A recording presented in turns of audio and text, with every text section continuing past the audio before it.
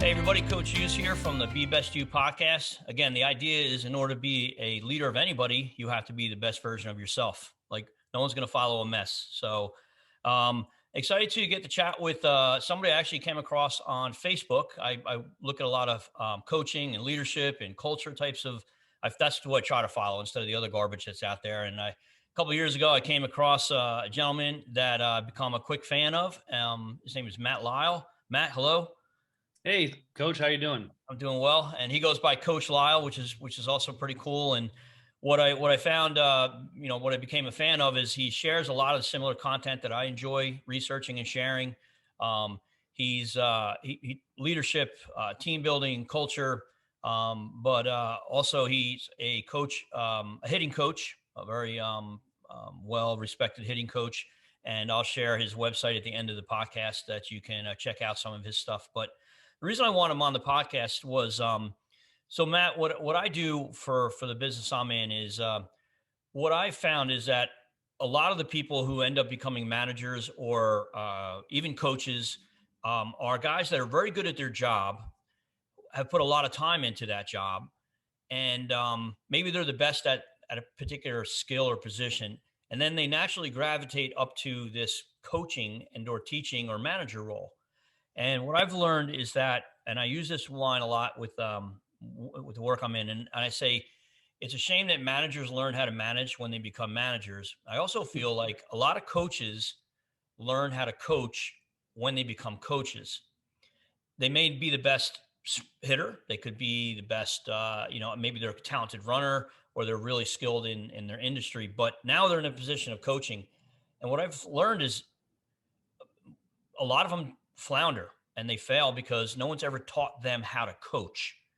Now, saying that, experience is the best teacher. The problem with that is it takes forever. So what I wanted to do is talk to you a little bit about what is your philosophy to coaching? What would you say to a young person who is coming into the position of a coaching? How would you suggest that they approach that? Is there a framework or is there a particular approach? And I'll lead it in. And reason I say it is I came across this guy, I think you probably remember, Tom Amansky.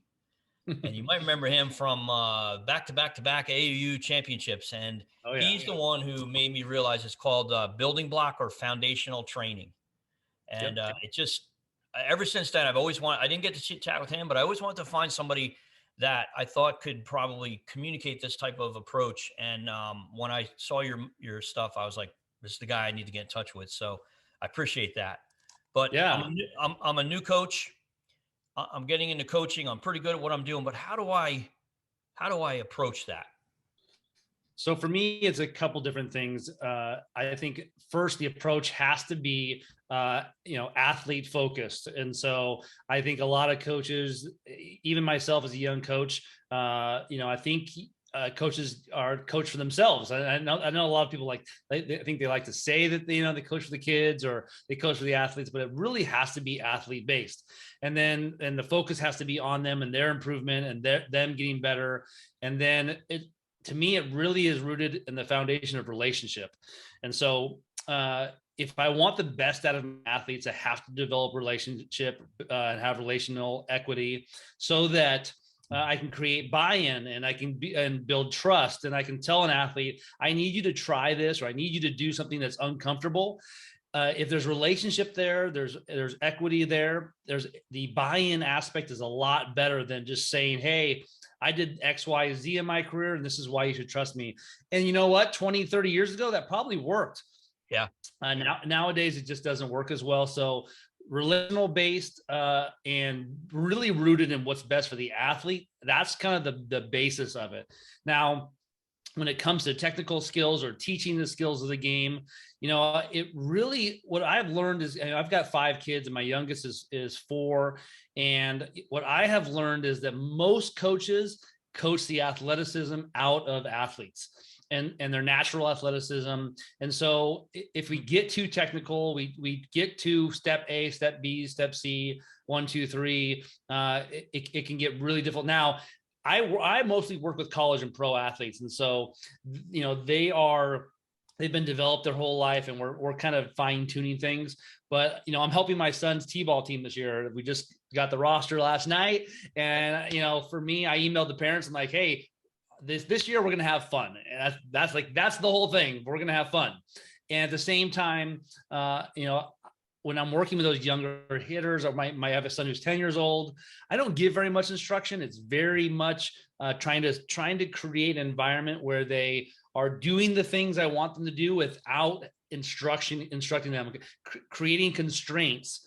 So, for example, my son last night, I have him hitting on these yoga blocks, and he stands these yoga blocks, and it helps him with hitting with balance. And but I didn't talk to him about balance. I didn't talk to him about, here's the goal of this drill. I said, Chase, I want you to stand in these building blocks and take 20 swings. And so, for me, when it comes to like the foundational swings based on your age level, to me, the less words and the less instruction, the better. But at the same time, like we've got to develop these patterns to do these things. Just like you with running or anything else. Like there's still these things that need to be developed and accomplished.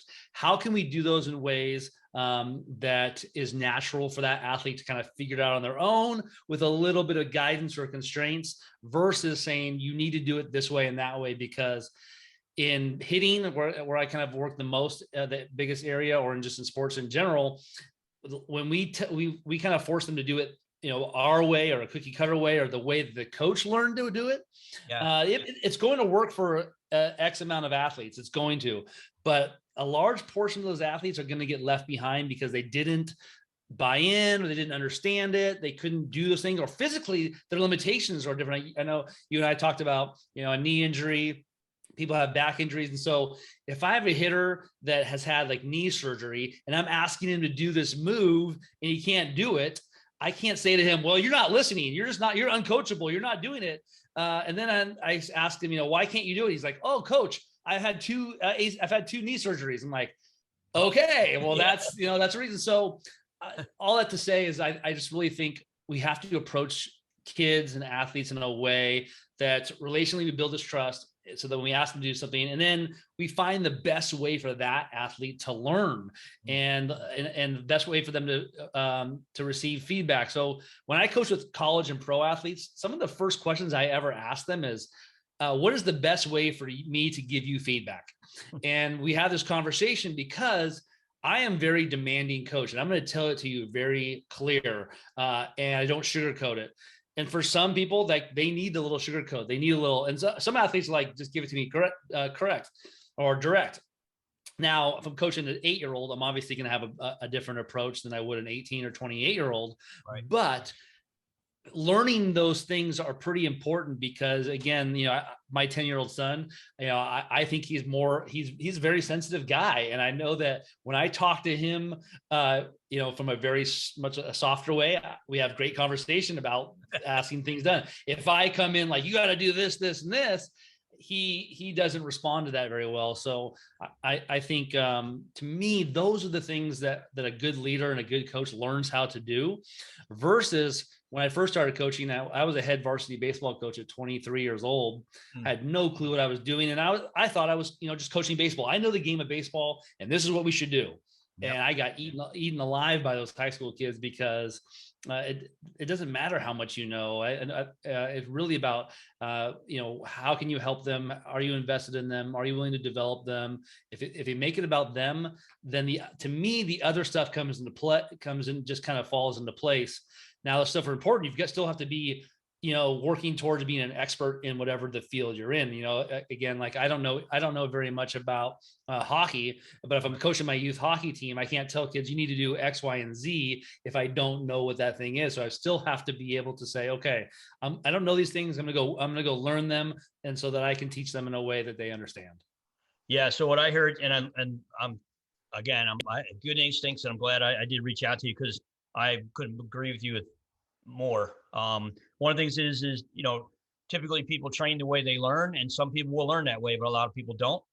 The other thing I heard you say was, I think in that vein, a lot of people will teach somebody one way to do it and not realize. So I'll use an example. One thing I learned with Tom Amansky was, what he did is in one of his videos, he had a little small, little league guy playing, probably high school and maybe double A. And then he had, I think it was Fred McGriff or somebody.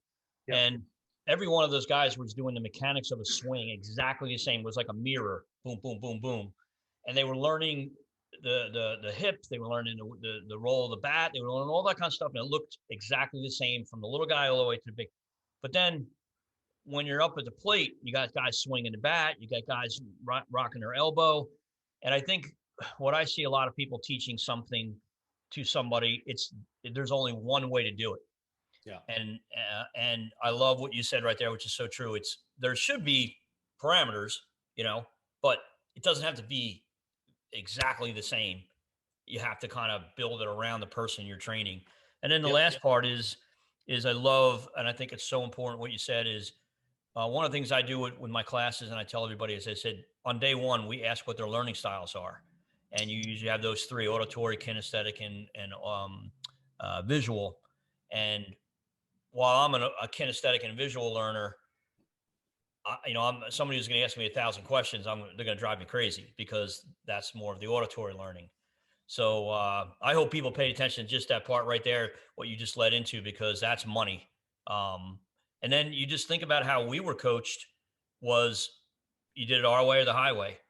Yep. And I don't believe that, in a lot of older coaches would say that that's kind of maybe kowtowing or being weak or letting them pull. And I think what you said is because you weren't allowed to build relationships, and there's relationships and then there's unnecessary stuff. Yep. Yeah, I love that. And I just think that what happens is, I've been doing this a long time. I've been and played a long time. Is that the style that you and I grew up with? It worked for me. Like it didn't bother me, and I still, I didn't mind coaches being hard on me and all the things that probably couldn't get away with nowadays. It didn't bother me, but from a wide net standpoint, I think that there were a lot of athletes who didn't get to where they wish they could have been because of that. And so if we're talking about wanting to develop, as many athletes as possible, and from if I've got a team of 20 kids, I want to be 20 strong. I don't want to be 5 strong. So how, right. I think just when I look back to how you and I and a lot of other people were coached back in the day, I think that it worked for a handful of people, and that was fine. People kind of moved on and stuff. But I think that nowadays, I think there's just a better, more efficient approach. And not that that approach doesn't work. I think we have a lot of conversations, or people have conversations on social media about, fear-based coaches and how fear still motivates. And it does. I can tell you as a kid, if you yelled at me and said, we're going to run 5 miles if you don't do this, I'm motivated about, and it works. Like fear motivation, it can work. But if you're asking, I always approach things as, what is the most efficient? What is the best way? Not just a way or the way. And so as long as we approach things of like, okay, what is the best way to do this? Or what is a more efficient way to do this? I'm always wanting to re-examine that lens in my own life and coaching, parenting. Everything I do is like, is this the best version of this? Am I the best version of this? And if not, I want to be the best version. I want to be and I'm going to go after that. Right. Yeah. I mean, I think of, there's a little poster I have, and it says, teach, don't tell, coach, don't yell. And that kind of came from, I'm 56, and I remember coaches yelling at me. The only thing I always remember, I'm a little Irish guy. The only thing I remembered was controlling my temper. That's what I learned. And then demanding, but not demeaning. And I think that's kind of what you're doing, is where, you got to get in the guy's face if they respect you and you have a relationship. I'm not talking about throwing them up against a locker or anything like that, but you with respect, by building relationships, that allows you as a coach to get hard on guys when it's necessary. Yep. Right. And I think I think we see great coaches on TV or on social media, like they're yelling and they do all these things. And so it's like, we accept that, but we have no idea the context of those conversations or the relationship in those conversations. And again, like you're saying, if I have a really good relationship with a kid and I know them really well, and we've built this trust, when I get into their face and really demand them to do something out of their comfort zone, or an expectation is not done. Yeah. That is entirely different than a coach who has zero relationship with that athlete, and it's received totally different.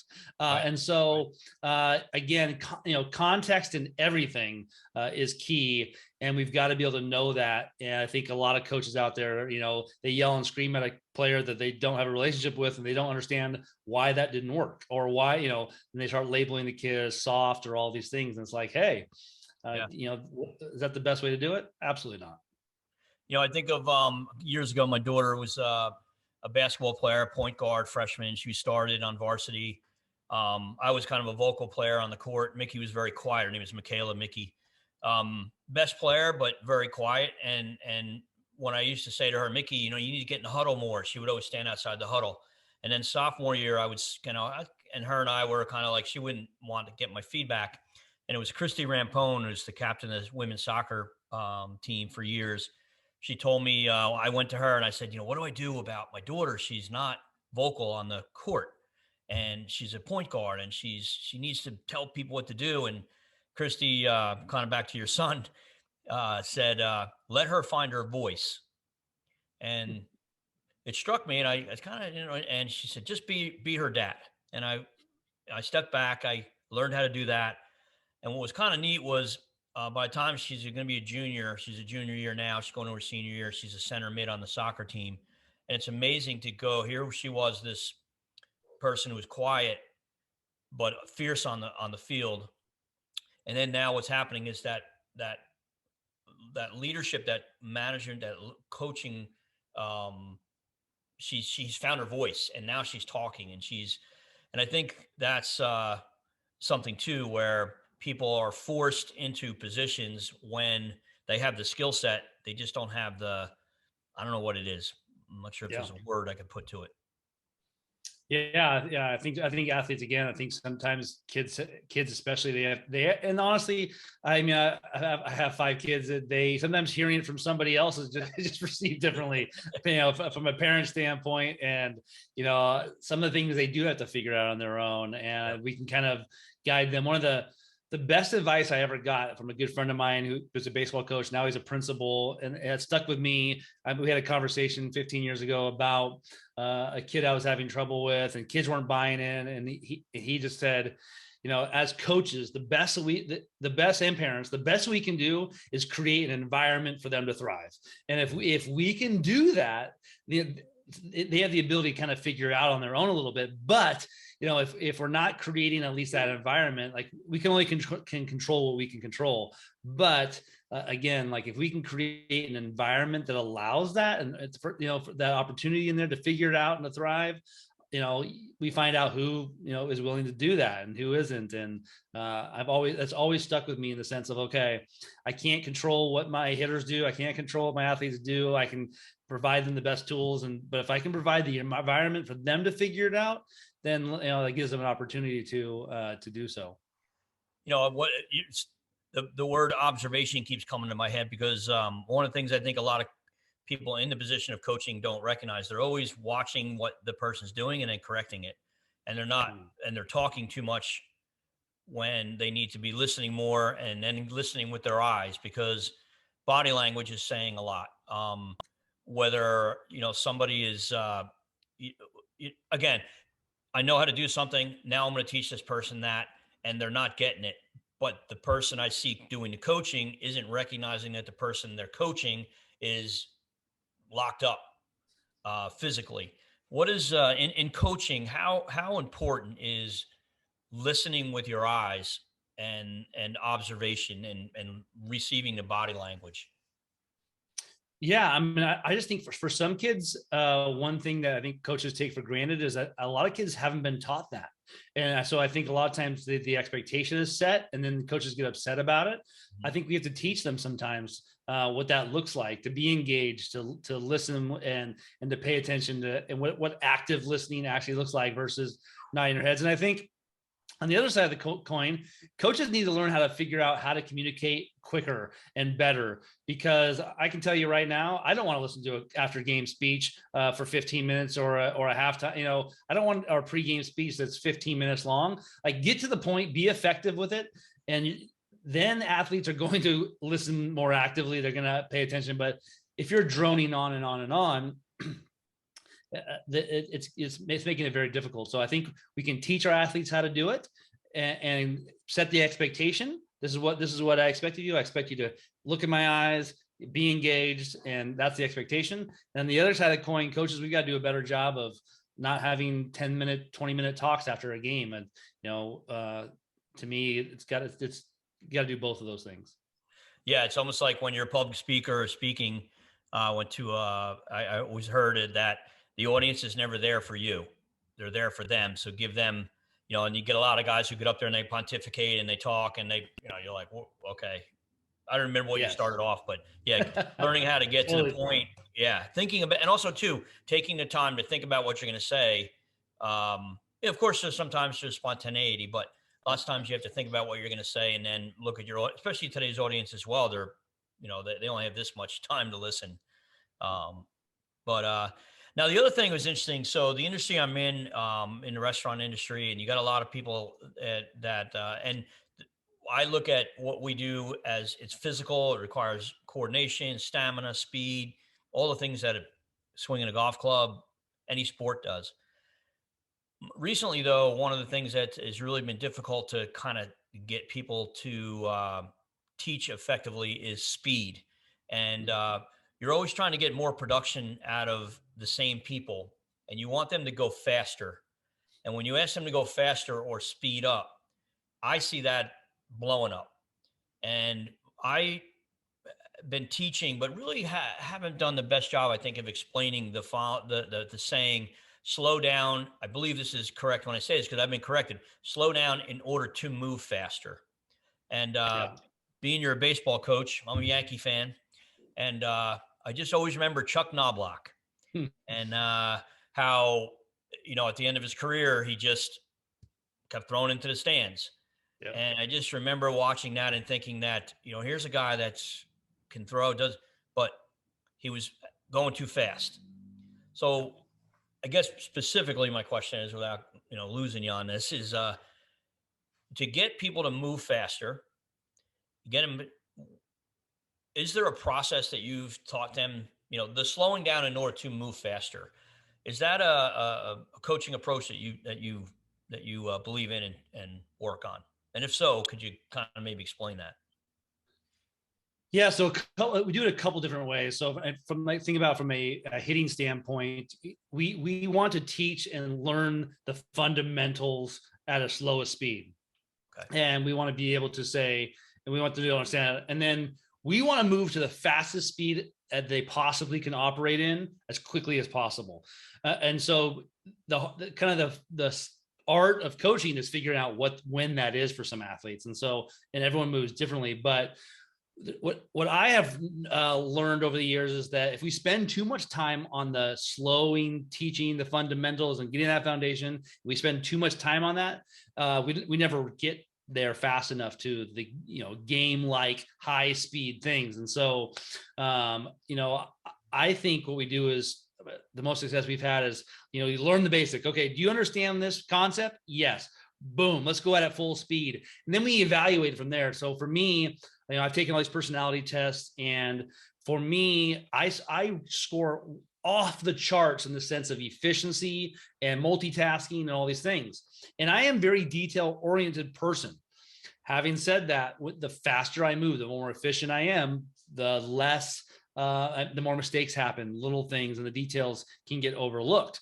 And so I recognize that about myself. And so if I'm going too fast, I've got to slow myself down to be able to get back to a speed that I operate well. And so one of the things, an analogy I'll give you is that in hitting, we're trying to get the most bat speed possible. We're trying to see, what is John's fastest bat speed at 100%? What is his bat speed? And okay, he can swing a bat 70 miles an hour. Okay, that's his max. Well, for John to be his most successful, like 80 to 90% of his bat speed, if he's swinging in that range, he's having the most success. And so we found with hitters, like, let's find out how fast can you go? But then we got to figure out how fast can you go and be accurate to whatever the task is, or how well can you execute at what speed. And I think as coaches, we get caught up on both ends of the spectrum. Let's go full speed, let's go full blast, and let's go, and then mistakes happen. Or we go on the other side, and it's like, okay, all right, let's stay here in this safe bubble and not get to the full speed, and we just never get there. And then when we throw them in the deep end, we don't understand why they can't swim. And so it's an art form a little bit, but to me, let's find out how fast you can go, and let's figure out, and then let's get back to an area of how fast and accurate, you're trying to find that balance, and it can be difficult. So, I'll just throw a couple notes. So like you teach them the basics, teach them the fundamentals, have a certain level of competency maybe, and then push them beyond. And it's not funny because Tom Omansky calls it pushing them beyond game speed. And then from if they're swinging at 100% and they're not doing stuff correctly, you can kind of start paring down and go down to, well, maybe they need to be at 80, 85%. Yeah. Right. Yes. And again, for us, we don't know what an athlete's capable of. Okay. If we don't push them to that extreme. And I think a lot of times, I forget the name of the movie. I think everyone's seen the clip on the internet at one point about the high school football players who he carries his friend on his back for the 50 yards and he can't do it. And his eyes are closed. Yeah, yep. It might be Giants. And so to me, that movie clip is just a perfect example of if we don't find a way to get them to go beyond themselves, a lot of times they'll never get there. But in the context of what you're talking about, again, like, if we need something to be executed accurately and fast, there's obviously a trade-off there. And to me, one of the best ways to explain it, like if you are a golfer or you play baseball, the biggest difference in the golf swing versus the baseball swing from a kinematic body standpoint is that in baseball, there's a pitch coming in, softball is a pitch coming in, and there's timing and there's adjustability involved in swinging at this pitch. And so it can be high, low, fast, slow, movement. And so we've got to move as fast as we possibly can with adjustability to these different things. In golf, the level of adjustability is very small. The ball's on the tee, and to some level, as long as our body is under control, we can swing as hard as we want. And the margin for error and the penalty is pretty low. But in baseball and softball, if we just told every kid swing it out of your shoes every single time, they're not going to, they might not make contact very much. So we've got to be able to find out, again, how fast can we swing and still have success, and understanding that, because of the variables in life or business or jobs or other sports, there are variables involved. So taking those into account, how fast can we move and still have success with those variables? Yeah, that's perfect. Yeah, perfect. And then, kind of bringing it home, one of the things that I kind of, I'm a storyteller. I don't want to take too much time, but first time I coached, I played basketball my whole life, was my daughter's basketball team, 7 years old. All these little girls are standing there. I'm all excited. And then it hit me. I went, run, because I didn't know what to do. I knew I've been coached my whole life. I've been that stuff, but I never coached. And so that made me kind of scramble, and I panicked, and I started doing some research, and I heard the 4 P's: plan, prepare, practice, perform. And then there was 15 or 20 steps in with those steps. And I came up with, I think I might have shared a video with you, but I came up with what I just call my 10 steps of coaching. And they are, and I don't want to spend a lot of time, but I want to see if you have a kind of a designed approach. And that's, I have a goal, whatever your goal is, you have to have a plan for that goal. You have to prepare that plan. You actually just did a post recently about the coaching uncoachable kids. The participant, that's number 4, needs to be willing and doing what they're supposed to do. And then the fifth part is explaining, meaning what are we going to do? And they're kind of what I call sequential. Those are the first 5 steps. Move over to the last 5. Then it's practice, perform, evaluate, action plan, perform.